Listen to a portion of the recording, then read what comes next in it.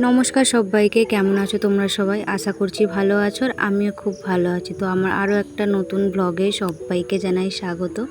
তো এই যে আজ সকাল সকাল এক থালা ভাত নিয়ে বসে পড়েছি। তো যাই হোক, এখানে ভেন্ডি ভাজা, আলু ভাজা আর ভাত আর ডাল নিয়ে বসে পড়েছি। এখন তো টাইমে টাইমে খেতে হবে, রোজ রোজ সকালবেলা আর কি ভাত খাই না, তো অন্য কিছু খাই। আগের দিন যেমন অন্য কিছু খেয়েছিলাম, তো আজকে ভাত খাচ্ছি। আর আমাদের তো সকাল সকালই রান্না হয়ে যায়, মা আরও আমার জন্য আরও সকাল সকাল রান্না করে। তো আজকে ওই জন্য ভাত নিয়ে বসে পড়েছি, অন্য কিছু আর খাইনি আজ। তো আজ তোমাদের সাথে শেয়ার করব আমি আমার মর্নিং রুটিন আর কি, দুপুরবেলা পর্যন্ত। আজকের ব্লগটা খুব একটা বড় হবে না। তো মর্নিং রুটিন, সকালে প্রথমে যে ভাত খেয়ে নিই, টিফিন করে নিই আর কি। তো তারপর টুকটাক আর কি বাসন ছিল, তো এগুলো মেজে নিয়েছি অনেক আগে। সকালে চায়ের বাসন তো সব ছিল, এগুলো মেজে উপর দিয়ে দিয়েছি এই যে বাইরে।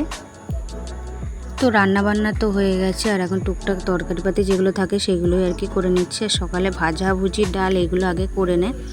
আর আমি প্রতিদিনের মতন এই যে আজকেও বেলায় ঘরটা ঝাড় দিয়ে নিচ্ছি, তারপর জল ফল তুলে স্নানে যাব।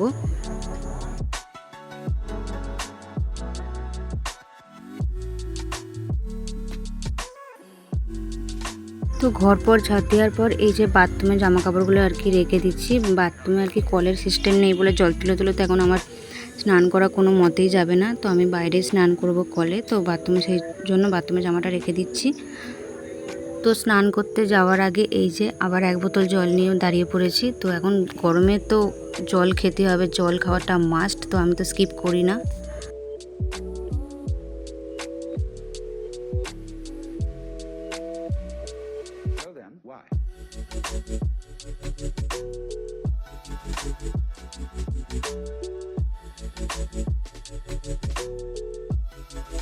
তো চলো তোমাদের সাথে একটা জিনিস শেয়ার করি। এই যে আমার নখ একটা প্রচুর পরিমাণে বাড়ে না, এখন দেখছি বেড়ে যাচ্ছে এই প্রেগনেন্সিতে। কারণ যেহেতু নখ মুখে দিতে পারি না, আমার নখ খাওয়ার অভ্যাস আছে। তো যাই হোক, আজকের মতন ব্লগটা আমি এখানে এন্ড করে দিলাম। মর্নিং রুটিন দেখা হচ্ছে অন্য কোনো নতুন ব্লগে। টাটা।